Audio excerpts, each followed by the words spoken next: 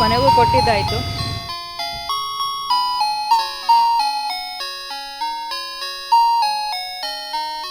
ಇಡ್ಲಿನ ಮಾಡ್ಕೋಬೋದು. Hello, good morning. So ಇವಾಗ time ಬಂದು 5:30 ಆಗ್ತಾಯಿದೆ. ನಾನಿವತ್ತು ಬೆಳಗಿನ ಬ್ರೇಕ್ಫಾಸ್ಟ್ಗೆ MTR ಅವರದ್ದು ರೆಡಿ ಮಿಕ್ಸ್ ಪೌಡರನ್ನು ತಂದಿಟ್ಟಿದ್ದೆ. ಯಾಕಂದರೆ ನಿನ್ನೆ ಹಿಟ್ಟು ನೆನೆಸೋದು ಮರ್ತೋಗಿತ್ತು. ಸೊ ಹಾಗಾಗಿ ನಮ್ಮ ಮನೆಯಲ್ಲಿ ಬೆಳಿಗ್ಗೆ ಇಡ್ಲಿ ದೋಸೆ ಕಂಪಲ್ಸರಿ ಬೇಕೇ ಬೇಕು ಹಸ್ಬೆಂಡ್ಗೆ. ಸೊ ಹಾಗಾಗಿ ಅವರಿಗೋಸ್ಕರ ಇದನ್ನು ತಂದಿಟ್ಕೋತೀನಿ, ಎಮರ್ಜೆನ್ಸಿಗೆ ಬೇಕಾಗತ್ತೆ ಅಂತ ಹೇಳಿ. ಇದನ್ನು ಸಿಂಪಲ್ಲಾಗಿ ಹೇಗೆ ಮಾಡೋದಂದರೆ, ಇವಾಗ ನನಗೆ ಎಷ್ಟು ಕ್ವಾಂಟಿಟಿ ಬೇಕು ಅಷ್ಟು ಇಡ್ಲಿ ರೈಸನ್ನು ತೆಗೆದುಕೊಳ್ತೀನಿ.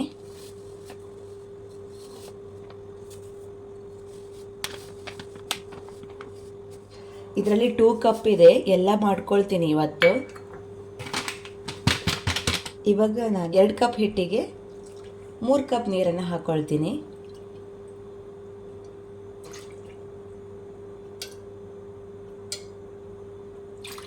ಇನ್ನಿಲ್ಲಿ ನಾನು ಹುಳಿ ಮೊಸರನ್ನ ತೆಗೆದುಕೊಂಡಿದ್ದೀನಿ 1 ಕಪ್ ಅಷ್ಟು. ಚೆನ್ನಾಗಿ ಇದನ್ನು ಮಿಕ್ಸ್ ಮಾಡಬೇಕು. ಇದು ಬಂದು ಎಮರ್ಜೆನ್ಸಿಗೆ ಮನೆಯಲ್ಲಿ ಆ ಪೌಡರ್ ತಂದಿಟ್ಕೊಂಡ್ರೆ, ಇಡ್ಲಿ ಹಿಟ್ಟು ತಂದಿಟ್ಕೊಂಡ್ರೆ ಈಸಿಯಾಗಿ ಇದನ್ನು ಮಾಡ್ಕೋಬೋದು. ಇನ್ನು MTRಲ್ಲಿ ತುಂಬ ಚೆನ್ನಾಗಿರುತ್ತೆ, ಟೇಸ್ಟ್ ಅಂತೂ ತುಂಬಾ ನನಗೆ ಇಷ್ಟ ಆಗುತ್ತೆ. ಅದರಲ್ಲಿ ನಾನು ಜಾಸ್ತಿಯಾಗಿ ಯೂಸ್ ಮಾಡೋದು ಪುಳಿಯೋಗರೆ. ಇದನ್ನು ಅರ್ಧ ಗಂಟೆ ಮುಚ್ಚಿಟ್ಟು ನಾವು ಇಡ್ಲಿನ ಮಾಡ್ಕೋಬೋದು. ಪುಳಿಯೋಗರೆ ಕೂಡ ಅಷ್ಟೇ, ಇದು ಕೂಡ ಇನ್ಸ್ಟೆಂಟಾಗಿ ಮಾಡ್ಕೋಬಹುದು. ನಮಗೆ ಎಮರ್ಜೆನ್ಸಿ ಇದ್ದಾಗ ಅಥವಾ ಏನೋ ಒಂದು ಕೆಲಸದಲ್ಲಿ ಬ್ಯುಸಿಯಾಗಿರ್ತೀವಿ, ಕ್ವಿಕ್ ಅಂತ ಊಟ ಬೇಕಾದಾಗ ಅಥವಾ ತಿಂಡಿ ಬೇಕಾದಾಗ ರೈಸ್ ಒಂದು ಮಾಡಿಕೊಂಡ್ರೆ ಇದನ್ನು ಈಸಿಯಾಗಿ ಮಾಡ್ಕೋಬಹುದು. ಸ್ವಲ್ಪ ಬೆಣ್ಣೆಗೆ ಇದನ್ನು ಹಾಕಿ ಮಿಕ್ಸ್ ಮಾಡಿ ರೈಸನ್ನು ಮಿಕ್ಸ್ ಮಾಡಿದರೆ ಸಿಂಪಲ್ಲಾಗಿ ಮಾಡುವಂತಹ ಪುಳಿಯೋಗರೆ ರೆಡಿ ಆಗುತ್ತೆ. ಇನ್ನು ಇದನ್ನು ನಾನು ಯಾವಾಗಲೂ ಮಾಡ್ತಾ ಇರ್ತೀನಿ, ಮಕ್ಕಳಿಗೆ ತುಂಬ ಇಷ್ಟ ಆಗುತ್ತೆ. ನಿಮಗೆ ಬೇಕಾದರೆ ಹೇಳಿ, ಇದನ್ನು ನಾನು ಮುಂದೆ ಶೇರ್ ಮಾಡ್ತೀನಿ ಕೂಡ. ಬೆಳಿಗ್ಗೆ ನಾನು ಮಣ್ಣಿ ಕುಡಿಯೋದು ಅಂದರೆ ಮಾಲ್ಟ್ ಪೌಡರ್ ಅಂತ ಹೇಳಿ. ಸೊ ಇವಾಗ ಇದನ್ನು ಕುಡಿದು ಸ್ವಲ್ಪ ಎಕ್ಸಾಮ್ಗೆ ಪ್ರಿಪರೇಷನ್ ಆಗಲಿಕ್ಕಿತ್ತು, ಹಾಗಾಗಿ ಒಂದು ಅರ್ಧ ಗಂಟೆ ಅದರ ಬಗ್ಗೆ ಸ್ಟಡಿ ಮಾಡೋಣ ಅಂತ ಹೇಳಿ. ನಾನು ಲಾಸ್ಟ್ ವಿಡಿಯೋದಲ್ಲಿ ಶೇರ್ ಮಾಡಿದ್ದೀನಿ, ನನಗೊಂದು ಎಕ್ಸಾಮ್ ಇತ್ತು, ಅದಕ್ಕೆ ನಾನು ಪ್ರಿಪೇರ್ ಆಗಬೇಕು ಅಂತ ಹೇಳಿ. ಸೊ ಇವತ್ತಿನ ವಿಡಿಯೋದಲ್ಲಿ ಅದು ಏನು ಎಕ್ಸಾಮ್ ಅಂತ ನಿಮ್ಮ ಜೊತೆ ಶೇರ್ ಮಾಡ್ತೀನಿ. ಸೊ ಇವಾಗ ಟೈಮ್ ಬಂದು 5:30 ಆಗಿದೆ. ನಾನಿವಾಗ ಇಡ್ಲಿಗೆ ಹಿಟ್ಟನ್ನು ರೆಡಿ ಮಾಡಿಬಿಟ್ಟು ಅರ್ಧ ಗಂಟೆ ರೀಡಿಂಗ್ ಮಾಡಿಬಿಟ್ಟು ಮಗನನ್ನು ಏಳಿಸಬೇಕು. ಅವನಿಗೂ ಕೂಡ ಇವತ್ತು ಮೊದಲನೇ ಎಕ್ಸಾಮ್ ಕೂಡ ಇತ್ತು. ಅವನಿಗೆ ಅರ್ಧ ಗಂಟೆ ಓದಲು ಹೇಳ್ತೀನಿ, ಅಂದರೆ ಸ್ವಲ್ಪ ರಿವಿಷನ್ ಮಾಡಲಿಕ್ಕೆ. ಸೊ ನಂತರ ನಾನು ಅಡುಗೆ ಮಾಡಿ ಅವನಿಗೆ ಟಿಫಿನ್ ಬಾಕ್ಸ್ಗೆ ರೆಡಿ ಮಾಡೋಣ ಅಂತ ಹೇಳಿ ಪ್ಲ್ಯಾನ್ ಮಾಡ್ಕೊಂಡಿದ್ದೀನಿ. ಮೊದಲಿಗೆ ನಾನು ಇದು ಏನು ಎಕ್ಸಾಮ್ ಅನ್ನೋದನ್ನು ಹೇಳಿಬಿಡ್ತೇನೆ. ಸೊ ಹೌದು, ರೀಸೆಂಟಾಗಿ ನಾನು 1 ಇಯರಿಂದ ಕ್ಲಾಸಿಕಲ್ ಕಲಿತಾ ಇದ್ದೇನೆ. ಇನ್ನು ಬರುವ ಶನಿವಾರ ಅದರ ಸೆಕೆಂಡ್ ಇಯರ್ ಎಕ್ಸಾಮ್ ಕೂಡ ಇತ್ತು, ಅದಕ್ಕಾಗಿ ನಾನು ಪ್ರಿಪರೇಷನ್ ಮಾಡ್ಕೊಳ್ತಾ ಇದ್ದೀನಿ. ನಾನು ಮೊದಲಿಗೆ ಡಾನ್ಸಿಗೆ ಯಾಕೆ ಸೇರಿಕೊಂಡೆ, ಹಾಗೆ ಮಕ್ಕಳು ಇರುವಾಗ ನಾನು ಡಾನ್ಸ್ ಮಾಡಬಹುದೇ ಅನ್ನೋದಕ್ಕೆ ಮೊದಲೇ ಆನ್ಸರ್ ಕೊಡ್ತೀನಿ. ಹೌದು, ನನಗೆ ಭರತನಾಟ್ಯಂ ಅಂದರೆ ತುಂಬಾ ಇಷ್ಟ ಇತ್ತು ಕಾಲೇಜ್ ಡೇಸಲ್ಲಿ. ಬಟ್ ಆವಾಗ ಅನುಕೂಲ ಇಲ್ಲ ಇತ್ತು, ಅಂದರೆ ನಮ್ಮ ಸೈಡಲ್ಲಿ ಅದು ಭರತನಾಟ್ಯ ಕ್ಲಾಸ್ ಇರಲಿಲ್ಲ. ಸೊ ಹಾಗಾಗಿ ನನ್ನ ಆಸೆ ಉಳಿದೇ ಹೋಯಿತು. ಹಾಗೆ ನನಗೆ 2 ಮಕ್ಕಳು ಕೂಡ ಆದಮೇಲೆ ನನ್ನ ಮಗಳಿಗೆ ಭರತನಾಟ್ಯ ಕ್ಲಾಸ್ ಕಲಿಸಬೇಕು ಅಂತ ತುಂಬಾ ಆಸೆ ಇಟ್ಕೊಂಡಿದ್ದೆ. ಹಾಗಾಗಿ ಅವಳಿಗೆ ಇವಾಗ 4 ವರ್ಷ ನಡೀತಾ ಇದೆ. ನಮ್ಮ ಮನೆ ಹತ್ರ ನನಗೆ ಪರಿಚಯ ಇರೋರು ಒಬ್ಬರು ಭರತನಾಟ್ಯ ಕ್ಲಾಸ್ ಓಪನ್ ಮಾಡಿದ್ರು. ಅವರು ಕನ್ನಡದವರು. ನಾವು ಮಹಾರಾಷ್ಟ್ರದಲ್ಲಿ ಇರೋದ್ರಿಂದ ಇಲ್ಲಿ ಹಿಂದಿ ಜಾಸ್ತಿ ಇರುತ್ತೆ, ಬಟ್ ಭರತನಾಟ್ಯ ಕ್ಲಾಸ್ ಇರೋದು ನಮ್ಮ ಕನ್ನಡದವರು. ಸೊ ಹಾಗಾಗಿ ನನ್ನ ಮಗಳನ್ನು ಅಲ್ಲಿ ಸೇರಿಸೋಣ ಅಂತ ಹೇಳಿ ಹೋಗಿದ್ದೆ. ಬಟ್ ಅವರು ಹೇಳಿರೋ ಪ್ರಕಾರ 5 ವರ್ಷದ ಒಳಗೆ ಮಕ್ಕಳನ್ನು ಕರೆದುಕೊಳ್ಳೋದಿಲ್ಲ ಅಂತ ಹೇಳಿ. ಆ ನಂತರ ನಾನು ಮನೆಗೆ ಬಂದಾಗ ಅಮ್ಮನ ಜೊತೆ ಹೇಳಿದಾಗ ಅವಳು ನನ್ನ ಜೊತೆ ಹೇಳಿದ್ದು, ನೀನು ಕೂಡ ಇಷ್ಟಪಡ್ತಾ ಇದ್ದೀಯಲ್ವಾ, ನೀನು ಕೂಡ ಸೇರ್ಬೋದು ಅಂತ ಹೇಳಿ. ಇನ್ನು ಭರತನಾಟ್ಯ ಕ್ಲಾಸ್ ಟೀಚರ್ ಕೂಡ ನನಗೆ ಹೇಳಿದ್ರು, ನಿಮ್ಮ ಬ್ಯಾಚ್ ಕೂಡ ನಡೀತಾ ಇದೆ, ನೀವು ಕೂಡ ಅಡ್ಮಿನ್ ಆಗ್ಬೋದು ಅಂತ ಹೇಳಿ. ಅವಾಗ ನನಗೆ ತುಂಬಾ ಖುಷಿಯಾಗಿತ್ತು, ಯಾಕಂದರೆ ಬಾಲ್ಯದಲ್ಲಿ ಕಲಿಬೇಕಾಗಿರೋದನ್ನು ಇವಾಗ ಕೂಡ ಕಲಿಬಹುದು ಅಂತ ಹೇಳಿ. ಹಾಗೆ ನಾನು ನನ್ನ ಹಸ್ಬೆಂಡ್ ಪರ್ಮಿಷನ್ ಪರ್ಮಿಷನ್ ಕೂಡ ಕೇಳಿದೆ. ಅವರು ನನಗೆ ಯಾವತ್ತೂ ಸಪೋರ್ಟ್ ಮಾಡ್ತಾನೆ ಇರ್ತಾರೆ. ಈ ವಿಷಯದಲ್ಲಿ ನನಗೆ ತುಂಬಾನೇ ಖುಷಿ ಇತ್ತು. ಎಲ್ಲ ಕಡೆ ಸಪೋರ್ಟ್ ಇರುವುದರಿಂದ ನಾನು ಕೂಡ ಡಾನ್ಸ್ ಮಾಡಬಲ್ಲೆ ಅನ್ನೋದು ಖುಷಿ ಆಯಿತು. ಹಾಗಾಗಿ ನಾನು ಕೂಡ ಜಾಯಿನ್ ಆಗಿದ್ದೆ. ಈ 1 ಇಯರ್ ಅಲ್ಲಿ ನನ್ನ ಭರತನಾಟ್ಯ ಕ್ಲಾಸ್ ನಡೀತಾ ಇದೆ. ಬಟ್ ಲಾಸ್ಟ್ 3 ಮಂತಿಂದ ನನಗೆ ಚಿಕನ್ ಪಾಕ್ಸ್ ಬಂದು ತುಂಬಾನೇ ನಾನು ಸಫರ್ ಆಗಿದ್ದೀನಿ. ಅಂದ್ರೆ ನನಗೆ ಕೈಕಾಲಲ್ಲಿ ಶಕ್ತಿನೇ ಇರಲಿಲ್ಲ. ಅಂತ ಮೂಮೆಂಟ್ ಅಲ್ಲಿ ನಾನು 3 ಮಂತ್ ಕ್ಲಾಸ್ ಅನ್ನ ಸ್ಕಿಪ್ ಮಾಡಿದ್ದೆ. ಆದ್ರೆ ನಾನು ಎಕ್ಸಾಮ್ಗೆ ಆಲ್ರೆಡಿ ನಾನು ಅಪ್ಲೈ ಮಾಡಿರೋದ್ರಿಂದ ಎಕ್ಸಾಮ್ ಅಟೆಂಡ್ ಮಾಡಬೇಕು ಅಂತ ಹೇಳಿ ಇವಾಗ ನಾನು ಮನೆಯಲ್ಲೇ ಅದನ್ನ ಪ್ರಾಕ್ಟೀಸ್ ಮಾಡ್ಕೋತಾ ಇದ್ದೀನಿ.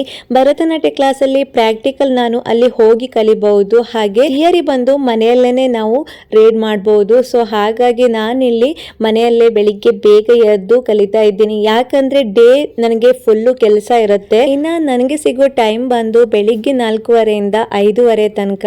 ನಾನು ದಿನ ಬೆಳಿಗ್ಗೆ ಯಾವಾಗ್ಲೂ ಬೇಗ ಹೇಳ್ತೀನಿ. ಅವಾಗ ನನಗೆ ಕಾಮ್ ಆಗಿ ಓದ್ಕೊಳ್ಳಿಕ್ಕೆ ಹಾಗೆ ಅರ್ಥ ಮಾಡಿ ಓದ್ಕೊಳ್ಳಿಕ್ಕೆ ಇಷ್ಟ ಆಗುತ್ತೆ. ಕಾಲೇಜ್ ಡೇಸ್ ಅಲ್ಲೂ ಕೂಡ ಅಷ್ಟೇನೆ ಬೆಳಿಗ್ಗೆ ಓದಿರೋದು ತುಂಬಾನೇ ನೆನಪಲ್ಲಿರುತ್ತೆ. ಮುಂದೆ ನಾನು ಕೂಡ ನನ್ನ ಮಕ್ಕಳಿಗೆ ಹೇಳೋದು ಅಷ್ಟೇನೆ, ಬೆಳಿಗ್ಗೆ ಬೇಗ ಎದ್ದು ಓದುವ ಹವ್ಯಾಸ ಮಾಡ್ಕೋಬೇಕು ಅಂತ ಹೇಳಿ. ಹಾಗೆ ಇವಾಗ ನಾನು ಅದ್ವಿನ್ಗೂ ಕೂಡ ಅದನ್ನೇ ಕಲಿಸ್ತಾ ಇದ್ದೀನಿ. ಬಟ್ ಚಿಕ್ಕವನಾಗಿರೋದ್ರಿಂದ ಅವನನ್ನ ನಾನು 6:30ಗೆ ಏಳಿಸ್ಬಿಟ್ಟು 7 o'clock ತನಕ ಸ್ವಲ್ಪ ಓದು, 7 to 7:30 ತನಕ ಅವನಿಗೆ ಸ್ಕೂಲ್ಗೆ ರೆಡಿ ಮಾಡಿ ಹೋಗ್ಲಿಕ್ಕೆ ಟೈಮ್ ಸರಿ ಆಗುತ್ತೆ ಅಂತ ಹೇಳಿ. ಇನ್ನು ನೀವು ಕೂಡ ಕಾಲೇಜ್ಗೆ ಹೋಗ್ತಿದ್ದೀರಿ, ಹಾಗೆ ನಿಮ್ಮ ಮನೆಯವ್ರು ಯಾರಾದರೂ ಕಾಲೇಜ್ಗೆ ಹೋಗ್ತಾ ಇದ್ರೆ ದಯವಿಟ್ಟು ಮಾರ್ನಿಂಗ್ ಟೈಮ್ ತುಂಬಾನೇ ಚೆನ್ನಾಗಿರುತ್ತೆ. ಒಮ್ಮೆ ಹೇಳೋದು ಕಷ್ಟ ಆಗ್ಬಹುದು, ಆದ್ರೆ ಬೆಳಿಗ್ಗೆ ಬೇಗ ಏಳುವ ಹವ್ಯಾಸ ಒಮ್ಮೆ ಮಾಡಿ ನೋಡಿ. ನಿಮಗೆ ಬೆಳಗಿನ ದಿನ ತುಂಬಾನೇ ಚೆನ್ನಾಗಿ ಹೋಗುತ್ತೆ. ಆ ದಿನ ಫುಲ್ ನಾವು ಫ್ರೆಶ್ ಆಗಿ ಇರಬಹುದು. ಬೆಳಿಗ್ಗೆ ಬೇಗ ಎದ್ದು ನೀವು ತುಂಬಾನೇ ಆಕ್ಟಿವ್ ಆಗಿ ದಿನವಿಡೀ ಇರಬೇಕು ಅಂತ ಹೇಳಿದ್ರೆ ನನ್ನ ಕೆಲವೊಂದು ಟಿಪ್ಸ್ ಅನ್ನ ಫಾಲೋ ಮಾಡಿ. ಇದರಲ್ಲಿ ನಾನು ಕೆಲವೊಂದು ಟಿಪ್ಸ್ ಕೂಡ ನಿಮ್ ಜೊತೆ ಶೇರ್ ಮಾಡ್ತೀನಿ.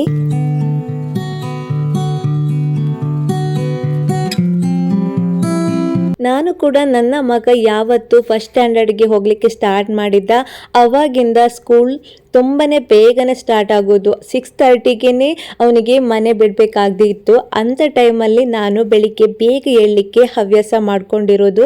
ಯಾಕಂದರೆ ಅಮ್ಮ ಆದಮೇಲೆ ಪ್ರತಿಯೊಬ್ಬರು ಎಷ್ಟೇ ಕಷ್ಟ ಆದರೂ ಕೂಡ ಬೆಳಿಗ್ಗೆ ಏಳುವ ಹವ್ಯಾಸ ಮಾಡಲೇಬೇಕಾಗತ್ತೆ. ಮೊದಲನೇದಾಗಿ ಯಾರ್ಯಾರು ಅಮ್ಮಂದಿರು ಇದ್ದಾರೆ ಅವರಿಗೆಲ್ಲರಿಗೂ ಹ್ಯಾಟ್ಸ್ ಆಫ್ ಅಂತ ಹೇಳ್ತೀನಿ. ಆ ದಿನದಿಂದ ನಾನು ಬೆಳಿಗ್ಗೆ 5 ಗಂಟೆಗೆ ಏಳಲಿಕ್ಕೆ ಸ್ಟಾರ್ಟ್ ಮಾಡಿದೆ. ಹೇಳ್ತಾ ನನಗೂ ಕೂಡ ತುಂಬಾನೇ ಚೆನ್ನಾಗಿ ದಿನ ಹೋಗ್ತಾ ಇತ್ತು. ಸೊ ರೀಸೆಂಟ್ ಆಗಿ ನಾನು ಸ್ವಲ್ಪ ಅರ್ಧ ಗಂಟೆ ಬೇಗ ಏಳಲಿಕ್ಕೆ ಸ್ಟಾರ್ಟ್ ಮಾಡಿದ್ದೀನಿ ಈ ವರ್ಷ ಅಂತ ಹೇಳ್ಬಹುದು. ರೀಸನ್ ಬಂತು, ನಾನು ಡೈಲಿ ಸೂರ್ಯ ನಮಸ್ಕಾರ ಮಾಡ್ತೀನಿ. ಅವಾಗ ನನಗೆ ಅರ್ಧ ಗಂಟೆ ಟೈಮ್ ಬೇಕಾಗುತ್ತೆ. ಸೊ ಸೂರ್ಯ ನಮಸ್ಕಾರ ಕೂಡ ಅಷ್ಟೇ ಬೆಳಿಗ್ಗೆ ಅರ್ಧ ಗಂಟೆ ಆದರೂ ಮಾಡೋದ್ರಿಂದ ನಮ್ಮ ಸ್ಕಿನ್ ತುಂಬಾನೇ ಚೆನ್ನಾಗಿರುತ್ತೆ. ಇಡೀ ದಿನ ನಾವು ಆಕ್ಟಿವ್ ಆಗಿ ಇರಬಹುದು. ಇನ್ನು ಬೆಳಿಗ್ಗೆ ಬೇಗ ಎದ್ದು ಓದುವುದಿರಬಹುದು ಅಥವಾ ದಿನವಿಡೀ ಆಕ್ಟಿವ್ ಆಗಿರ್ಲಿಕ್ಕೆ ನಾನು ಕೆಲವೊಂದು ಟಿಪ್ಸ್ ಹೇಳ್ತೀನಿ ಅಂತ ಹೇಳಿದರೆ, ಮೊದಲನೇದಾಗಿ ನಾವು ರಾತ್ರಿ ಬೇಗ ಮಲಗಲಿಕ್ಕೆ ಅಭ್ಯಾಸ ಮಾಡ್ಕೋಬೇಕು. ಬೇಗ ಮಲಗಬೇಕು ಅಂತ ಹೇಳಿದರೆ ಬೇಗ ಊಟ ಮಾಡಬೇಕು. ಸೊ ಸಿಸ್ಟಮ್ಯಾಟಿಕ್ ಆಗಿ ನಮ್ಮ ದಿನ ಯಾವ ರೀತಿ ಹೋಗಬೇಕು ಅನ್ನೋದನ್ನು ಒಂದು ಬುಕ್ಕಲ್ಲಿ ಮೊದಲಿಗೆ ನೋಟ್ ಮಾಡಿ ಇಟ್ಕೊಂಡ್ರೆ 15 ದಿನ 1 ತಿಂಗಳಲ್ಲಿ ಅದೇ ನೋಟ್ಬುಕ್ಕಲ್ಲಿ ನಾವು ಏನು ಬರೆದುಕೊಡ್ತೀವಿ ಅದೇ ರೀತಿಯಾಗಿ ಫಾಲೋ ಮಾಡಲಿಕ್ಕೆ ಟ್ರೈ ಮಾಡಬೇಕು. ಸೊ ಒಂದೇ ದಿನ ನಾವು ಆಗಾಗಬೇಕು ಹೀಗಾಗಬೇಕು ಅಂತ ಹೇಳಿದರೆ ಆಗೋದಿಲ್ಲ. ದಿನ ನಾವು ಪ್ರಯತ್ನ ಪಟ್ಟಾಗ ಹಾಗೆ ನಮ್ಮ ಗುರಿ ತಲುಪಬೇಕಾದ್ರೆ ನಾವು ಬೆಳಿಗ್ಗೆ ಬೇಗ ಏಳಲೇಬೇಕು ಅನ್ನೋದೊಂದು ತಲೆಯಲ್ಲಿ ಇಟ್ಕೊಂಡು ನಾವು ಏಳಲೇಬೇಕಾಗುತ್ತೆ. ಇನ್ನು ಬೆಳಿಗ್ಗೆ ಬೇಗ ನೀವು 5:15ಗೆ ಏಳೋದಾದರೆ ಬೆಳಿಗ್ಗೆ 5 ಗಂಟೆಗೆ ಒಂದು ಅಲ್ರಾಮ್, 5:15ಕ್ಕೆ ಒಂದು ಅಲ್ರಾಮ್, 5:15ಗೆ ಒಂದು ಅಲ್ರಾಮ್ ಅಂತ ಹೇಳಿ 3 ಅಲ್ರಾಮನ್ನು ಇಟ್ಕೊಳ್ಳಿ. ಯಾಕಂದರೆ ಮೊದಲನೇ ದಿನ ನೀವು ಬೇಗ ಏಳೋರಾಗಿದ್ದರೆ 5 ಗಂಟೆಗೆ ಹೊಡೆದಿರುವಂತಹ ಅಲ್ರಾಮ್ ನಿಮಗೆ ಕಷ್ಟವಾಗಬಹುದು. ನಂತರ ಮತ್ತೆ ಅದು 5:15ಕ್ಕೆ ಹೊಡ್ಕೊಳ್ಳುತ್ತೆ, ಮತ್ತೆ ಅದು 5:15ಗೆ ಹೊಡ್ಕೊಳ್ಳುತ್ತೆ. ಅವಾಗ ನಿಮ್ಗೆ ಅನಿಸುತ್ತೆ, 3 ಟೈಮ್ ಹೊಡ್ಕೊಂಡಿದೆ, ನಾನು ಇವಾಗ ಏಳಲೇಬೇಕು ಅಂತ ಅನಿಸುತ್ತೆ. ಅವಾಗ ನೀವು ಎದ್ದು ಮೊದಲಿಗೆನೆ ಫ್ರೆಶ್ ಅಪ್ ಆಗಬೇಡಿ. 3ನೇ ಟಿಪ್ ಬಂದು ಮೊದಲಿಗೆನೆ ನೀವು ಫ್ರೆಶ್ ಅಪ್ ಆಗ್ಬೋದು ಅಂತ ಹೇಳಿದರೆ ಬ್ರಷ್ ಮಾಡಿ ಮುಖಕ್ಕೆ ಸೋಪ್ ಅಥವಾ ಏನಾದರೂ ಫೇಸ್ ವಾಶನ್ನು ಹಾಕುವವರು ಇದ್ದರೆ ಫೇಸ್ ವಾಶನ್ನು ಕೂಡ ಹಾಕಿ ಚೆನ್ನಾಗಿ ಮುಖವನ್ನು ತೊಳೆದು, ಇನ್ನು ಫೇಸ್ ವಾಶ್ ಹಾಕಿ ಮುಖ ತೊಳೆಯೋದ್ರಿಂದ ನೀವು ತುಂಬಾನೇ ಫ್ರೆಶ್ ಆಗಿರುವಂತಹ ಫೀಲ್ ಕೊಡುತ್ತೆ. ಇನ್ನು 4ನೇ ಟಿಪ್ ಬಂದು ಫೇಸ್ ಎಲ್ಲ ವಾಶ್ ಆದಮೇಲೆ 1 ಗ್ಲಾಸ್ ಬಿಸಿ ನೀರನ್ನು ಕುಡಿಯೋದು ಮರಿಬೇಡಿ. ಯಾಕಂದರೆ ನಾವು ಇಡೀ ದಿನ ಏನೆಲ್ಲ ತಿಂದಿರ್ತೀವಿ, ಊಟದ ಜೊತೆ ಹೆಲ್ದಿ ಫುಡ್ ಜೊತೆ ನಾವು ಕೆಲವೊಂದು ಆಯಿಲಿ ಫುಡ್ ಇರ್ಬೋದು, ಸ್ವೀಟ್ ಇರ್ಬೋದು, ಎಲ್ಲವನ್ನು ತಿಂದಿರ್ತೀವಿ. ಸೊ ಬೆಳಿಗ್ಗೆ 1 ಗ್ಲಾಸ್ ಬೆಚ್ಚಗಿರುವ ಅಥವಾ ಸ್ವಲ್ಪ ಬಿಸಿಯಾಗಿರುವಂತಹ ನೀರು ಕುಡಿಯೋದ್ರಿಂದ ನಮ್ಮ ದೇಹದಲ್ಲಿರುವಂಥ ಇಡೀ ದಿನ ತಿಂದಿರುವಂತಹ ಕೊಬ್ಬಿನಂಶ ಅದರಲ್ಲಿ ಕ್ಲೀನ್ ಆಗಿಬಿಡುತ್ತೆ. ಸೊ ನಂತರ ನಾವು 5ನೇ ಟಿಪ್ ಅಂದ್ಕೊಳ್ಳಿ, ನಿಮಗೆ ಇಷ್ಟವಾಗಿರುವಂತಹ ಟೀ ಇರ್ಬೋದು, ಕಾಫಿ ಇರ್ಬೋದು, ಗ್ರೀನ್ ಟೀ ಇರ್ಬೋದು. ಹಾಗೆ ನಾನು ಬಂದು ಹೆಲ್ದಿಯಾಗಿ ಈ ನಡುವೆ ರಾಗಿ ಮಾಲ್ಟ್ ಕುಡಿಲಿಕ್ಕೆ ಇಷ್ಟಪಡ್ತೀನಿ. ಇಲ್ಲ ಅಂತಾದರೆ ಮೊದಲು ಗ್ರೀನ್ ಟೀ ಕುಡಿತಾ ಇದ್ದೆ, ಅದಕ್ಕೂ ಮೊದಲು ಕಾಫಿ ಕುಡಿತಾ ಇದ್ದೆ. ಈ ರೀತಿ ನಿಮಗೆ ಚಾಯ್ಸ್ ಆಗಿರೋದು ಯಾವುದೇ ಇರ್ಬೋದು, ಆ ಲಿಕ್ವಿಡನ್ನು ಕಂಪಲ್ಸರಿಯಾಗಿ ಕುಡಿಯೋದ್ರಿಂದ ನೀವು ತುಂಬಾ ಫ್ರೆಶ್ ಫೀಲ್ ಆಗ್ತೀರಾ. ಇವಿಷ್ಟು ದಿನನಿತ್ಯ ಮಾಡುವಂತಹ ಬೇಸಿಕ್ ಕೆಲಸಗಳು. ಇದರಿಂದ ನೀವು ತುಂಬಾ ಫ್ರೆಶ್ ಫೀಲ್ ಆಗ್ತೀರಾ. ನಂತರ ನೀವು ದಿನನಿತ್ಯ ಏನು ಕೆಲಸ ಮಾಡಬೇಕು ಅಂತ ಎದ್ದೇಳ್ತೀರಾ ಅದನ್ನು ಮಾಡಿಕೊಂಡು ಹೋಗ್ಬಹುದು. ಹಾಗೆ ಆಕ್ಟಿವ್ ಆಗಿ ಇರ್ತೀರಾ. 1 ಡೇ 2 ಡೇಸ್ ಕಷ್ಟವಾಗಬಹುದು, ಆದರೆ ನೀವು ದಿನನಿತ್ಯ ಏಳಲು ಅಭ್ಯಾಸ ಒಮ್ಮೆ ಮಾಡಿಕೊಂಡ್ರೆ ನಂತರ ನೀವು ಯಾವತ್ತೂ ಹೆದರುವುದಿಲ್ಲ, ಯಾವುದಕ್ಕೂ ಹೆದರುವುದಿಲ್ಲ ಅನ್ನೋ ಒಂದು ಫೀಲಿಂಗ್ ನಿಮಗೆ ಬಂದ್ಬಿಡತ್ತೆ. ದಯವಿಟ್ಟು ನೀವು ಬೆಳಿಗ್ಗೆ ಬೇಗ ಏಳಬೇಕು ಅಂತ ಇದ್ದರೆ ಒಮ್ಮೆ ನಾನು ಹೇಳಿರುವಂತಹ ಈ 5 ಟಿಪ್ಸನ್ನು ಫಾಲೋ ಮಾಡಿ. ನಿಮ್ಗೆ ಗೊತ್ತಾ, ಪ್ರತಿದಿನ ಪ್ರತಿ ಕ್ಷಣ ಟೈಮ್ ಅನ್ನೋದು ಹೋಗ್ತಾನೆ ಇರುತ್ತೆ. ಟೈಮ್ ಹೋಗ್ತಾ ಹೋಗ್ತಾ ನಮಗೆ ಕೂಡ ಏಜ್ ಆಗ್ತಾನೆ ಬರುತ್ತೆ. ಆವಾಗ ನಮ್ಗೆ ಅನಿಸುತ್ತೆ ನಾವೇನು ಅಚೀವ್ ಮಾಡಿಲ್ಲ, ಟೈಮ್ ಸುಮ್ಮನೆ ಹೋಗ್ಬಿಡ್ತಲ್ವ ಅಂತ ಹೇಳಿ ಅನಿಸುತ್ತೆ. ಸೊ ಹಾಗಾಗಿ ಆ ಗಿಲ್ಟ್ ಫೀಲ್ ಆಗಬಾರ್ದು ಅನ್ನೋ ಕಾರಣಕ್ಕೆ ನಾನು ಹೇಳ್ತಾ ಇರೋದು, ನೀವು ಬೆಳಿಗ್ಗೆ ಬೇಗ ಏಳಬೇಕು ಅಂತ ಅಂದ್ಕೊಂಡಿದ್ರೆ ಈ ಟಿಪ್ಸ್ ಫಾಲೋ ಮಾಡಿ. ಹಾಗೆ ಇವಾಗ ನಾನು ಅರ್ಧ ಗಂಟೆ ರೀಡಿಂಗ್ ಮಾಡಿಬಿಟ್ಟು ಇವಾಗ ಟೈಮ್ ಬಂದು 6:15 ಹತ್ರ ಆಗ್ತಾ ಬಂತು. ಯಾಕಂದರೆ ಇವತ್ತು ಸ್ವಲ್ಪ ವಿಡಿಯೋ ಮಾಡೋದ್ರಿಂದ 10 ಮಿನಿಟ್ ಆ ಕಡೆ ಈ ಕಡೆ ಆಗಿಬಿಡ್ತು. ಸೊ ನಾನು ಯಾವಾಗಲೂ ಟೈಮನ್ನು ಫಾಲೋ ಮಾಡ್ತೀನಿ. ಸೊ ಹಾಗಾಗಿ ಇದರಲ್ಲಿ ನಿಮಗೆ ಟೈಮ್ ಸಮೇತ ಶೇರ್ ಮಾಡ್ತಾ ಇದ್ದೀನಿ. ಇನ್ನು ಆಲ್ರೆಡಿ ನಾನು ಇಡ್ಲಿಗೆ ಹಿಟ್ಟನ್ನು ರೆಡಿ ಮಾಡ್ಕೊಂಡಿದ್ದೆ. ಸೊ ಇವಾಗ ಇಡ್ಲಿ ಮಾಡ್ಕೋತಾ ಇದ್ದೀನಿ. ಇನ್ನೊಂದು ಕಡೆ ಅದ್ವಿನ್ ಕೂಡ ಬೇಗ ಎದ್ದು ಅವನು ಸ್ನಾನ ಮಾಡಲಿಕ್ಕೆ ಹೋಗಿದ್ದ. ಅವನು ಕೂಡ ಫ್ರೆಶ್ ಅಪ್ ಆಗಿ ಬಂದು ಓದಲಿಕ್ಕೂ ಕೂಡ ಇತ್ತು. ಇವತ್ತು ಮೊದಲನೇ ಎಕ್ಸಾಮ್ ಇತ್ತು. ಸೊ ಹಾಗಾಗಿ ಇನ್ನು ಗೃಹಿಣಿಯರಿಗಂತೂ ಟೈಮೇ ಸಾಕಾಗೋದಿಲ್ಲ. ಪ್ರತಿ ಕ್ಷಣನೂ ಕೆಲಸ ಅವರಿಗೆ ಕರೆಯುತ್ತಾನೆ ಇರುತ್ತೆ. ಸೊ ಅದರಲ್ಲಿ ನಾವು ಟೈಮನ್ನು ಯಾವ ರೀತಿಯಾಗಿ ಅಡ್ಜಸ್ಟ್ ಮಾಡ್ಕೋಬೋದು ಅನ್ನೋದನ್ನು ನಾವೇ ಡಿಸೈಡ್ ಮಾಡಬೇಕಾಗತ್ತೆ. ಮೊದಲಿಗೆ ನಾವು ಬುಕ್ಕಲ್ಲಿ ಏನೆಲ್ಲ ಕೆಲಸ ಮಾಡಬೇಕು ಅನ್ನೋದನ್ನು ನೋಟ್ ಮಾಡಿ ಇಟ್ಕೋಬೇಕು. ನಂತರ ಆ ಟೈಮ್ ಪ್ರಕಾರ 1 ಡೇ 2 ಡೇ ನಾವು ಫಾಲೋ ಮಾಡಿತ್ತಂತಾದರೆ ನೆಕ್ಸ್ಟ್ ನಾವು ಅದಕ್ಕೆ ಅಡಿಕ್ಟ್ ಆಗಿಬಿಡ್ತೀವಿ. ಈ ಟೈಮಲ್ಲಿ ಅದು ಮಾಡಬೇಕು ಇದು ಮಾಡಬೇಕು ಅಂತ ಹೇಳಿ. ಸೊ ಇನ್ನು ಏನು ಮಾಡಿದ್ರಾಯಿತು. ಟಿ ವಿ ಟಿವಿ ನೋಡ್ತಾನೆ ಇರ್ತೀವಿ, ಮೊಬೈಲ್ ನೋಡಿದರೆ ಮೊಬೈಲ್ ನೋಡ್ತಾನೆ ಇರ್ತೀವಿ. ಇದರಿಂದ ದಿನ ಫುಲ್ ಅದೇ ರೀತಿಯಾಗಿ ಹೋಗ್ಬಿಡತ್ತೆ. ಸೊ ನಾನು ಕೂಡ ಒಮ್ಮೊಮ್ಮೆ ಹಾಗೆ ಮಾಡ್ತೀನಿ. ಆವಾಗ ನಾನು ಟೈಮರನ್ನು ಬಳಸ್ಕೊಂಡು ಕೆಲಸ ಮಾಡ್ತೀನಿ. ಇವಾಗ ಫಾರ್ ಎಕ್ಸಾಂಪಲ್ ಮಕ್ಕಳು ಸ್ಕೂಲಿಗೆ ಹೋದಾಗ ಮೊಬೈಲ್ ಹಿಡ್ಕೊಂಡ್ರೆ ಸಾಧಾರಣ 1ರಿಂದ 2 ಅವರು ಕೂಡ ನಾನು ಒಮ್ಮೊಮ್ಮೆ ಮೊಬೈಲ್ ನೋಡಿರೋದು ಉಂಟು. ಆವಾಗ ನಾನು ಏನು ಮಾಡ್ತೀನಿ, ನನ್ನ ಟೈಮ್ ಕವರ್ ಮಾಡಲಿಕ್ಕೆ ಟೈಮರನ್ನು ಯೂಸ್ ಮಾಡ್ಕೋತೀನಿ. ಟೈಮರನ್ನು ಯೂಸ್ ಮಾಡಿಕೊಂಡು ಕೆಲಸ ಹೇಗೆ ಮಾಡೋದು ಅನ್ನೋದನ್ನು ಮುಂದೆ ಬರುವ ವಿಡಿಯೋದಲ್ಲಿ ಶೇರ್ ಮಾಡ್ತೀನಿ ಕೂಡ. ಇನ್ನು ಅಮ್ಮಂದರಿಗಂತೂ ಕೆಲಸ ಮುಗಿಯೋದೇ ಇಲ್ಲ, ಅಷ್ಟೊಂದು ಕೆಲಸ ಇರುತ್ತೆ. ಸೊ ಗೊತ್ತೇ ಆಗೋದಿಲ್ಲ, ಚಿಕ್ಕ ಪುಟ್ಟ ಕೆಲಸಗಳು, ಅದು ತೆಗೆದುಕೊಂಡು ಬರೋದು, ಇದು ಕೊಡುವುದು. ಸೊ ಮೆಂಟಲಿ ಫಿಸಿಕಲಿ ಎರಡೂ ಕೂಡ ನಾವು ಸ್ಟ್ರಾಂಗ್ ಆಗಿ ಇರಬೇಕಾಗತ್ತೆ. ಸೊ ಹಾಗಾಗಿ ಆಕ್ಟಿವ್ ಆಗಿ ಇರಬೇಕು ಅಂತ ಹೇಳಿದರೆ ಹೆಲ್ದಿಯಾಗಿ ಏನಾದರೂ ಕುಡಿಯೋ ಅಭ್ಯಾಸ ಮಾಡ್ಕೊಳ್ಳಿ ಅಂತ ಹೇಳ್ತೀನಿ. ಯಾಕಂದರೆ ಇದು ನನ್ನ ಸ್ವಂತ ಅನುಭವ. ಆಫ್ಟರ್ 30 ನಾವು ನಮ್ಮ ಬಗ್ಗೆನೂ ಕೂಡ ಯೋಚನೆ ಮಾಡಬೇಕಾಗತ್ತೆ. ಪ್ರತಿ ಕ್ಷಣನೂ ಕೆಲಸ ಅಂತ ಹೋದರೆ ನಾವು ಕೂಡ ಆರೋಗ್ಯವಾಗಿದ್ದರೆ ಮಕ್ಕಳಿಗೂ ಕೂಡ ಆರೋಗ್ಯವಾಗಲಿಕ್ಕೆ ಸಾಧ್ಯ ಆಗುತ್ತೆ. ಅವರಿಗೂ ಕೂಡ ಆರೋಗ್ಯಕರ ತಿಂಡಿ ಇರ್ಬೋದು, ಎಲ್ಲವನ್ನ ಕೊಡಲಿಕ್ಕೆ ಸಾಧ್ಯ ಅಲ್ವಾ. ಸೊ ಹಾಗಾಗಿ ಮೊದಲನೇದಾಗಿ ನಾವು ಸೆಲ್ಫ್ ಕೇರನ್ನು ಮಾಡ್ಕೊಳ್ಳೇಬೇಕಾಗುತ್ತೆ. ಇನ್ನು ಇವತ್ತಿನ ಬೆಳಗ್ಗಿನ ತಿಂಡಿಗೆ ನಾನು ಇಡ್ಲಿ ಮಾಡಿದ್ದೆ, ಹಾಗೆ ಚಪಾತಿ ಹಿಟ್ಟು ಕೂಡ ರೆಡಿ ಮಾಡಿ ಇಟ್ಟಿದ್ದೆ. ಬಟ್ ಅದ್ವಿನ್ ಎದ್ದು ನನಗೆ ಇವತ್ತು ಹಣ್ಣು ಬೇಕಿತ್ತು, ನನಗೆ ತಿಂಡಿ ಏನು ಬೇಡ ಅಂತ ಹೇಳಿದ್ದ. ಯಾಕೆ ಅಂದರೆ ಇವತ್ತು ಎಕ್ಸಾಮ್ ಇರೋದ್ರಿಂದ ಸ್ವಲ್ಪ ಲೈಟಾಗಿ ಟಿಫಿನ್ ಬಾಕ್ಸ್ ಕೊಡು, ಹಣ್ಣೇನಾದರೂ ಕೊಡು ಅಂತ ಹೇಳ್ದ. ಸೊ ಹಾಗಾಗಿ ಅವನಿಗೆ ಪೇರು ಹಣ್ಣಿತ್ತು, ಅದನ್ನು ಕಟ್ ಮಾಡಿ ಹಾಕಿ ನಂತರ ಸ್ವಲ್ಪ ಡ್ರೈ ಫ್ರೂಟ್ಸನ್ನು ಕೊಡೋಣ ಅಂತ ಹೇಳಿ ಅಂದ್ಕೊಂಡೆ. ಇನ್ನು ಮಕ್ಕಳು ತಪ್ಪು ಮಾಡಿದಾಗ ನಾವು ಏನಾದರೂ ಒಂದು ಬೈದಿರ್ತೀವಿ ಅಥವಾ ಹೊಡೆದಿರ್ತೀವಿ. ಸೊ ಆವಾಗ ನಮಗೆ ಅವರು ತಪ್ಪು ಮಾಡಿರೋದು ಮಾತ್ರ ಕಾಣಿಸುತ್ತೆ. ನಂತರ ನಾವು ತುಂಬಾ ಗಿಲ್ಟ್ ಫೀಲ್ ಮಾಡ್ತೀವಿ. ಸೊ ಇನ್ನು ಅವರು ಸ್ಕೂಲ್ಗೆ ಹೋಗೋ ಮುನ್ನ ಏನಾದರೂ ಮಾಡಿದರೆ ಇಡೀ ದಿನ ನಾವು ಹೀಗೆ ಮಾಡಿದ್ವಲ್ಲ ಅಂತ ಕೊರಗ್ತಾನೆ ಇರ್ತೀವಿ. ಅದೇ ರೀತಿಯಾಗಿ ಮಕ್ಕಳಿಗೆ ನಾವು ಟಿಫಿನ್ ಬಾಕ್ಸ್ ಏನಾದರೂ ಕೊಟ್ಟು ಕಳಿಸಿದಾಗ ಅದರಲ್ಲಿ ತುಂಬಾ ಹೆಲ್ದಿಯಾಗಿರೋದು ಅಥವಾ ಮಕ್ಕಳಿಗೆ ಇಷ್ಟವಾಗಿರೋದು ಕೊಟ್ಟಾಗ ನಮಗೆ ಒಂದು ಖುಷಿ ಸಿಗುತ್ತೆ.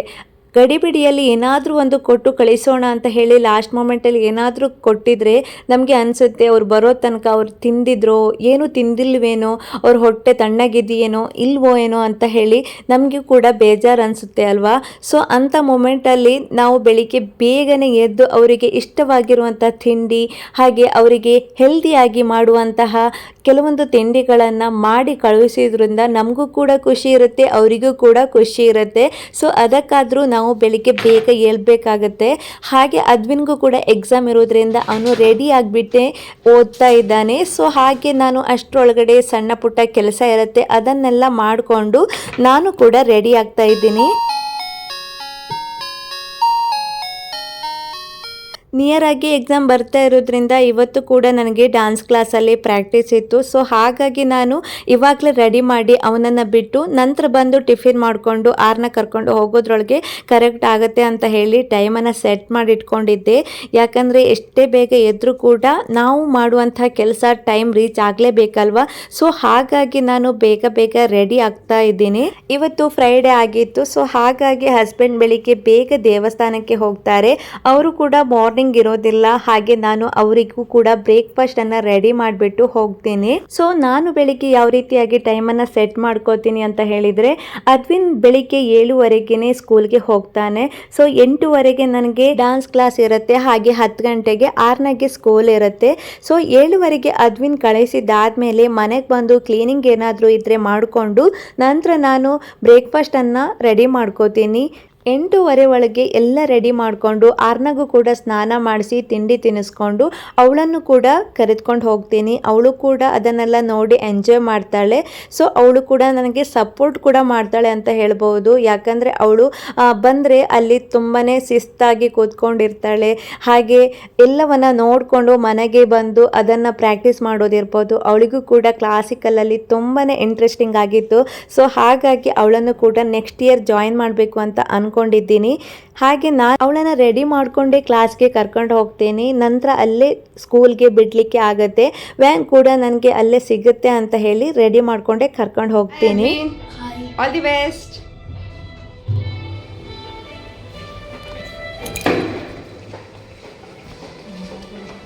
ಸೊ ಅದ್ವಿನ್ ಇವತ್ತು ಎಕ್ಸಾಮ್ ಇದೆ ಅಂತ ಹೇಳಿ ಹಾಫ್ ಡೇ ಸ್ಕೂಲ್ ಇದೆ ಅಂತ ಹೇಳ್ದ. ಸೊ ನಾನು ಅವನಿಗೆ ಒಂದೇ ಟಿಫಿನ್ ಬಾಕ್ಸ್ ಕೊಟ್ಟಿದ್ದೆ. ಬಟ್ ಏನಾಯಿತು, ಇವತ್ತು ಫುಲ್ ಡೇ ಇದೆ ಅಂತ ಇವಾಗಷ್ಟೇ ಮೆಸೇಜ್ ನೋಡಿದೆ. ಸೊ ಹಾಗಾಗಿ ಬಸ್ಸನ್ನು ಫಾಲೋ ಮಾಡಿ ಕೊಟ್ಬಿಡೋಣ ಅಂತ ಹೇಳಿ ಶಾಪಲ್ಲಿ ಕೇಕ್ ಬಿಸ್ಕೆಟ್ ಎಲ್ಲ ತೆಗೆದುಕೊಂಡೆ. ಸೊ ಇಲ್ಲಿ ಬೈಕ್ ನಿಲ್ಲಿಸಿದ್ದೆ. ಆ ದನ ಬಂದು ನನ್ನ ಕೈಯಲ್ಲಿರೋಂಥ ಕೇಕ್ ಬೇಕು ಅಂತ ಬಂತು. ನಂಗೆ ಭಯ ಆಗಿ ಈ ಕಡೆ ಬಂದೆ. ಒಂದಿನ ಅಮ್ಮ ಅಲರ್ಟ್ ಇಲ್ಲ ಅಂತ ಹೇಳಿದರೆ ಎಷ್ಟು ನೋಡಿ. ಸೊ ಫಾಲೋ ಮಾಡಿಕೊಂಡೆ, ಕೊನೆಗೂ ಕೊಟ್ಟಿದ್ದಾಯಿತು. ಸೊ ಒಮ್ಮೊಮ್ಮೆ ಎಷ್ಟು ಪ್ರಾಬ್ಲಮ್ ಆಗುತ್ತೆ ಅಂತ ಹೇಳಿದರೆ, ಯಾವತ್ತೂ ನನಗೆ ಈ ಪ್ರಾಬ್ಲಮ್ ಆಗಿರಲಿಲ್ಲ. ನಾನು ಯಾವಾಗಲೂ ಅಲರ್ಟ್ ಆಗಿರ್ತೀನಿ. ಸೊ ಅಮ್ಮ ಆದವಳಿಗೆ ಎಷ್ಟು ನಾವು ಅಲರ್ಟ್ ಆಗಿದ್ರೂ ಕೂಡ ಸಾಲದು. ಸೊ ಏನಾಯಿತು ಅಂತ ಹೇಳಿದರೆ, ಇವತ್ತು ಅದ್ವಿನ್ಗೆ ಇಂಗ್ಲೀಷ್ ಎಕ್ಸಾಮ್ ಇತ್ತು. ಅಂದರೆ ಫಸ್ಟ್ ಡೇ ಎಕ್ಸಾಮ್ ಇವತ್ತು. ಸೊ ಹಾಗೆ ಅವನು 1 ವೀಕಿಂದ ಹೇಳ್ತಾ ಇದ್ದ, ಮಮ್ಮಿ ನಾನು ಎಕ್ಸಾಮ್ಸ್ ಟೈಮಲ್ಲಿ ಬೇಗ ಮನೆಗೆ ಬರ್ತೀನಲ್ವಾ, ಅಂದರೆ 1 ಗಂಟೆಗೆ ಮನೆಗೆ ಬರ್ತಾರೆ ಎಕ್ಸಾಮ್ ಟೈಮಲ್ಲಿ ಆಲ್ಮೋಸ್ಟ್ ಆಗಿ. ಸೊ ಇಲ್ಲ ಅಂತ ಆದರೆ 4 ಗಂಟೆ 3:30 4 ಗಂಟೆ ಆಗಿಬಿಡುತ್ತೆ. ಸೊ ಅವನು ಹೇಳಿದ್ದ ನನ್ನ ಜೊತೆ, ಮಮ್ಮಿ ಎಕ್ಸಾಮ್ ಬಂತು ನೆಕ್ಸ್ಟ್ ವೀಕಲ್ಲಿ, ನಾನು ಮಧ್ಯಾಹ್ನ 1 ಗಂಟೆಗೆ ಮನೆಗೆ ಬರ್ತೀನಿ, ನನಗೆ ಊಟಕ್ಕೆ ಏನಾದರೂ ಸ್ಪೆಷಲ್ ಮಾಡು ಫಸ್ಟ್ ಡೇ ಎಕ್ಸಾಮ್ಗೆ ಅಂತ. ಅವನಿಗೆ ಪನ್ನೀರ್ ಅಂದರೆ ತುಂಬ ಇಷ್ಟ. ಸೊ ಹಾಗಾಗಿ ಪನ್ನೀರ್ ಸಾಂಬಾರು ಮಾಡು ಅಂತ ಹೇಳಿದ್ದ. ಯಾಕಂದರೆ ನಾವು ಮಧ್ಯಾಹ್ನ ಆಲ್ಮೋಸ್ಟ್ ಆಗಿ ನೈಟಿಗೆ ತುಂಬ ಚೆನ್ನಾಗಿ ಅಡುಗೆ ಮಾಡೋದು, ಮಧ್ಯಾಹ್ನ ಏನಾದರೂ ಸಿಂಪಲ್ಲಾಗಿ ಮಾಡ್ತೀನಿ. ಬಟ್ ಅವನು ಯಾವತ್ತೂ ಹೇಳಿರಲಿಲ್ಲ, ಅವತ್ತು ಹೇಳಿದ್ದ. ಸೊ ನನಗೆ ಪನ್ನೀರ್ ಬೇಕು ಅಂತ ಹೇಳಿ ಓಕೆ ಅಂತ ಹೇಳಿ ನಾನು ಅದನ್ನು ತಲೆಯಲ್ಲೇ ಇಟ್ಕೊಂಡಿದ್ದೆ. ಸೊ ಅವನಿಗೆ ಇವತ್ತು ಪನ್ನೀರ್ ಮಾಡೋಣ ಅಂತ ಹೇಳಿ. ಸೊ ಇವತ್ತು ಎಕ್ಸಾಮ್, ಹಾಗೆ ನನಗೂ ಕೂಡ ಎಕ್ಸಾಮ್ ಇತ್ತು. ಈಗ ತಾನೇ ನಾನು ನಿಮ್ಮ ಜೊತೆ ಶೇರ್ ಮಾಡಿದ್ದಾನಲ್ವ, ಇವಾಗ ಟೈಮ್ 8 ಗಂಟೆ ಆಯಿತು, 8:15ಗೆ ನಾನು ಕೂಡ ಡಾನ್ಸ್ ಕ್ಲಾಸ್ಗೆ ಹೋಗಬೇಕು. ಸೊ ಹಾಗಾಗಿ ಸ್ವಲ್ಪ ಎಕ್ಸಾಮ್ಗೆ ಪ್ರಿಪೇರ್ ಮಾಡ್ಕೋತಾ ಇದ್ದೀನಿ. ಅವರು ಕ್ವಶನ್ಸ್ ಎಲ್ಲ ಸ್ವಲ್ಪ ಪ್ರಾಕ್ಟೀಸ್ ಮಾಡಲಿಕ್ಕೆ ಕೇಳ್ತಾರಲ್ವ, ಸೊ ದೊಡ್ಡವರಾದಮೇಲೆ ಅವರು ಕೇಳಿದಾಗ ನಾವು ಪಕ್ಕ ಹೇಳಬೇಕಾಗತ್ತೆ, ಇಲ್ಲಾಂದರೆ ಸ್ವಲ್ಪ ಮುಜುಗರ ಅನಿಸುತ್ತೆ. ಸೊ ಹಾಗಾಗಿ ನಾನು ಅದನ್ನು ಪ್ರಾಕ್ಟೀಸ್ ಮಾಡೋಣ. ಇವತ್ತು ಹೇಗೋ ಎಕ್ಸಾಮ್ ಇದೆ, ಅದ್ವಿನ್ಗೆ ಒಂದೇ ಟಿಫಿನ್ ಬಾಕ್ಸ್ ಇರುವುದಲ್ಲ ಅಂತ ಹೇಳಿ ನಾನು ಕೂಡ ಜಾಸ್ತಿ ಏನು ಅಡುಗೆ ಮಾಡಿಲ್ಲ, ಇಡ್ಲಿ ಮಾಡಿದ್ದೆ.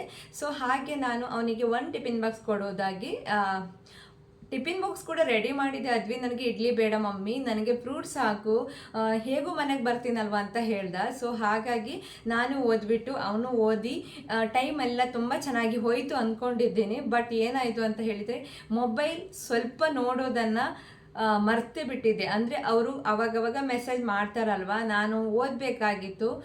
ಸೊ ಅದ್ವಿನ್ ಹೇಳಿದ್ನಲ್ಲ ಅಂತ ಹೇಳಿ ತಲೆಯಲ್ಲೇ ಇಟ್ಕೊಂಡು ಇವತ್ತು ಅವನಿಗೆ 4 ಗಂಟೆ ತನಕ ಕ್ಲಾಸ್ ಇತ್ತು. ಸೊ ಹಾಗೆ ನಾನು ಒಂದೇ ಟಿಫಿನ್ ಬಾಕ್ಸ್ ಕೊಟ್ಟಿದ್ದೆ. ಸ್ಕೂಲ್ಗೆ 2 ಟಿಫಿನ್ ಬಾಕ್ಸ್ ಬೇಕೇ ಬೇಕು. ಒಮ್ಮೆ ನಾವೇನಾದರೂ ಕೊಟ್ಟಿಲ್ಲ ಅಂತ ಆದರೆ ಮತ್ತೆ ಹೋಗಿ ಕೊಡಬೇಕು. ಆ ರೀತಿಯಾಗಿ ಅವ್ರು ಕಾಲ್ ಮಾಡ್ತಾರೆ. ಇಲ್ಲಿಂದ ಮನೆಯಿಂದ ಒಂದು 8.5 ಕಿಲೋಮೀಟ್ರ್ ಆಗುತ್ತೆ ಸ್ಕೂಲ್ ಇರೋದು. ಹೋಗಿ ಕೊಡೋದಂದರೆ ತುಂಬಾ ಕಷ್ಟ. ಮಗು ಬೇರೆ ಇರುತ್ತೆ, ಅವಳಿಗೂ ಕೂಡ ಸ್ಕೂಲ್ಗೆ ಹೋಗ್ತಾಳೆ, ಟೈಮ್ ಮ್ಯಾನೇಜ್ ಮಾಡ್ಲಿಕ್ಕೆ ಆಗೋದಿಲ್ಲ. ಸೊ ಇನ್ನೇನು ಮಾಡೋದು, ಹೋದ್ಮೇಲೆ ಅಂದರೆ ಅವನು ಬಸ್ಗೆ ಹೋದ್ಮೇಲೆ ನನಗೆ ಗೊತ್ತಾಗಿದ್ದು. ಅದು ಕೂಡ ಅವನಿಗೆ ಗೊತ್ತಿರಲಿಲ್ಲ.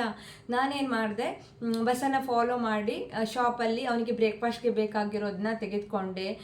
ಸೊ ಅವನಿಗೆ ಫೇವ್ರೇಟ್ ಆಗಿರೋದು ಬ್ರೇಕ್ಫಾಸ್ಟ್ಗೆ ಸಿಂಪಲ್ ಆಗಿ ಏನಾದರೂ ಬೇಕಂತ ತೆಗೆದುಕೊಂಡು ಅವನಿಗೆ ಕೊಡೋಣ ಅಂತ ಹೋದರೆ ಇವನು ಓದ್ತಾ ಇದ್ದಾನೆ. ಅವನಿಗೆ ಒಂದು ಕ್ವಶನ್ ತುಂಬ ಟಫ್ ಇತ್ತು, ತುಂಬ ಲಾಂಗ್ ಕ್ವಶನ್ ಇತ್ತು. ಬಸ್ಸಲ್ಲಿ ಹೋಗುವಾಗ ಓದು ಅಂತ ಹೇಳಿದ್ದೆ, ಅದನ್ನು ಸಾಗಿ ಓದ್ತಾ ಇದ್ದ. ಅದ್ವೀನ್ ಅಂತ ಬಸ್ಸಲ್ಲಿ ಕೂಗ್ತಾ ಇದ್ದೀನಿ, ಅವನಿಗೆ ಏನು ಗೊತ್ತಾಗ್ತಾ ಇಲ್ಲ. ಸಾಗಿ ಓದ್ತಾ ಇದ್ದ. ಅದ್ವೀನ್ ಅಂತ ಬಸ್ಸಲ್ಲಿ ಕೂಗ್ತಾ ಇದ್ದೀನಿ, ಅವನಿಗೆ ಏನು ಗೊತ್ತಾಗ್ತಾ ಇಲ್ಲ. ಸಾಗಿ ಓದ್ತಾ ಇದ್ದ. ಅದ್ವೀನ್ ಅಂತ ಬಸ್ಸಲ್ಲಿ ಕೂಗ್ತಾ ಇದ್ದೀನಿ, ಅವನಿಗೆ ಏನು ಗೊತ್ತಾಗ್ತಾ ಇಲ್ಲ. ಆಮೇಲೆ ಅಲ್ಲಿ ಮೋಶಿ ಹೇಳಿದರು, ನೀನು ಬ್ರೇಕ್ಫಾಸ್ಟ್ಗೆ ತಂದಿಲ್ಲ, ಇವತ್ತು ಫುಲ್ ಡೇ ಕ್ಲಾಸ್ ಇದೆ ಅಂತ ಹೇಳಿ. ಸೊ ನಂತರ ಅಂತೂ ಬ್ರೇಕ್ಫಾಸ್ಟ್ ಕೊಟ್ಟು ಬಂದೆ. ಸೊ ಒಮ್ಮೊಮ್ಮೆ ಹೀಗೆಲ್ಲ ಆಗಿಬಿಡುತ್ತೆ. ಬಟ್ ನಾನು ತುಂಬ ಜಾಸ್ತಿಯಾಗಿ ಅಲರ್ಟ್ ಆಗಿರ್ತೀನಿ. ಯಾಕಂದರೆ ನನಗೆ ಇಂತಿಷ್ಟು ಟೈಮಲ್ಲಿ ಇದಾಗಬೇಕು ಅಂತ ಹೇಳಿದರೆ ಆಗಲೇಬೇಕು. ತುಂಬಾ ಅಲರ್ಟ್ ಆಗಿರ್ತೀನಿ. ಇವತ್ತು ಏನಾಯಿತು ಅಂತಲೇ ಗೊತ್ತಿಲ್ಲ ನನಗೆ. ಅವನು 1 ವೀಕಿಂದ ಹೇಳಿದ್ನಲ್ವ, ಅದೇ ತಲೆಯಲ್ಲಿತ್ತು. ಹಾಗಾಗಿ ನಾನು ಅವನ ಮಾತನ್ನು ನಂಬಿಕೊಂಡು ಚೆಕ್ಕೆ ಮಾಡಿರಲಿಲ್ಲ. ಯಾಕಂದರೆ ಇವಾಗ ಸಿಂಪಲ್ ಎಕ್ಸಾಮ್ ಇರೋದು, ಅಂದರೆ ಟೆಸ್ಟ್ ಅಂತಾರಲ್ಲ, ಅದಿರೋದು ಅಷ್ಟೇ. ಮನೆಗೆ ಬಂದು ಗಿಲ್ಟ್ ಫೀಲ್ ಮಾಡೋದೇನೂ ಇರಲಿಲ್ಲ. ಬಟ್ ಹಾಫ್ ಆನ್ ಅವರು ವೇಸ್ಟ್ ಆಗೋಯಿತು. ಇವಾಗಷ್ಟೇ ನಾನು ಮತ್ತೆ ಬ್ರೇಕ್ಫಾಸ್ಟನ್ನೆಲ್ಲ ಮಾಡಿಬಿಟ್ಟು ಅವ್ರನ್ನ ರೆಡಿ ಮಾಡಿಕೊಂಡು ಹೋಗಬೇಕು. ಹಸ್ಬೆಂಡ್ ಕೂಡ ಇಲ್ಲ, ಹೊರಗಡೆ ಹೋಗಿದ್ರು. ಅವರಿದ್ದಿದ್ರೆ ಅವ್ರ ಜೊತೆ ಕೂಡ ಬಯಸ್ಕೋಬೇಕಾಗಿತ್ತು. ಸೊ ಹಾಗೆ ಅದ್ವಿನ್ಗೆ ನಾನು ಖುಷಿ ಪಡಿಸಿದ್ದೀನಿ ಅಂತ ಅನ್ಕೋತೀನಿ. ಯಾಕಂದರೆ ನಾನು ಆಗಿದ್ರೆ ಅವನಿಗೆ ಆ ರೀತಿ ಬಿಸ್ಕೆಟು ಅಥವಾ ಅವನ ಫೇವ್ರೆಟ್ ಕೇಕು, ಬ್ರೆಡ್ ಎಲ್ಲ ಕೊಡ್ತಾ ಇರಲಿಲ್ಲ. ಸೊ ಇವತ್ತು ಜ್ಯೂಸು ಅದೆಲ್ಲ ತೆಗೆದುಕೊಂಡು, ಜ್ಯೂಸ್ ಅಂದರೆ ಹಾಲು ಬಾದಾಮ್ ಬರುತ್ತಲ್ಲ, ಅದನ್ನು ಕೂಡ ಎಲ್ಲ ಕೊಟ್ಟೆ. ಯಾಕಂದರೆ ಸ್ಕೂಲ್ಗೆ ಅದು ಅಲೌಡ್ ಇದೆಯೋ ಇಲ್ವೋ ಗೊತ್ತಿಲ್ಲ, ಬಟ್ ಅವನಿಗೆ ಇಷ್ಟ ಆಗುತ್ತೆ. ಹಾಗೆ ಅವನಿಗೆ ಮನೇಲಾಗಿದ್ದರೆ ನಾನು ಹೆಲ್ದಿಯಾಗಿ ಏನಾದರೂ ಮಾಡಿ ಟಿಫಿನ್ಗೆ ಕೊಡ್ತಾ ಇದ್ದೀನಿ. ಯಾವಾಗಲೂ ಒಮ್ಮೆ ಆದಾಗ ಟೆನ್ಷನ್ ಆಗೋದಿಲ್ಲ. ಪ್ರತಿ ಸರಿ ಹೀಗಾದರೆ ಮಾತ್ರ ಪ್ರಾಬ್ಲಮ್ ಆಗುತ್ತೆ ಹೆಲ್ತ್ಗೆ. ಇದೇನು ಹೆಲ್ತ್ ಇಶ್ಯೂ ಏನಿಲ್ಲ. ನಾನು ಹೊರಗಡೆಯಿಂದ ತಿಂಡಿನ ತುಂಬಾ ಅವಾಯ್ಡ್ ಮಾಡ್ತೀನಿ. ಹಾಗಾಗಿ ನನಗೆ ಸ್ವಲ್ಪ ಈ ಹೊರಗಡೆ ಫುಡ್ ಕೊಡುವಾಗ ಸ್ವಲ್ಪ ಬೇಜಾರು ಅನಿಸುತ್ತೆ ಅಷ್ಟೇ. ಸೊ ಯಾವಾಗೋ ತಿನ್ನಲಿಕ್ಕೆ ನಾನು ಫುಲ್ ಪರ್ಮಿಷನ್ ಕೊಡ್ತೀನಿ. 15 ಡೇಸ್ ಒನ್ಸು, ಮಂತ್ಲಿ ಒನ್ಸು ತಿನ್ನಲಿಕ್ಕೆ ಫುಲ್ ಪರ್ಮಿಷನ್ ಕೊಡ್ತೀನಿ. ಬೇರೆ ದಿನ ಎಲ್ಲ ಹೆಲ್ದಿಯಾಗಿ ತಿನ್ನಬೇಕು ಅಂತ ನನ್ನ ಭಾವನೆ. ಸೊ ಹಾಗೆ ಆರ್ನ ಕೂಡ ಎದ್ದಿರಲಿಲ್ಲ. ಇವಾಗಷ್ಟೇ ಸೌಂಡ್ ಕೇಳ್ತಾ ಇದೆ, ಅವಳು ಎದ್ದಿರ್ಬೋದು. ಹಾಗೆ ನಾನು ಇವತ್ತಿನ ಈ ವ್ಲಾಗನ್ನು ಇಲ್ಲಿಗೆ ಎಂಡ್ ಮಾಡ್ತೀನಿ. ಇವತ್ತಿನ ಈ ವ್ಲಾಗ್ ನಿಮಗೇನಾದರೂ ಇಷ್ಟವಾದರೆ ಲೈಕ್ ಮಾಡಿ, ಸಬ್ಸ್ಕ್ರೈಬ್ ಮಾಡ್ಕೊಳ್ಳಿ ಅಂತ ಹೇಳ್ತಾ ಇವತ್ತಿನ ಈ ವಿಡಿಯೋನ ಇಲ್ಲಿಗೆ ಎಂಡ್ ಮಾಡ್ತೀನಿ. Thank you. ಬಾಯ್.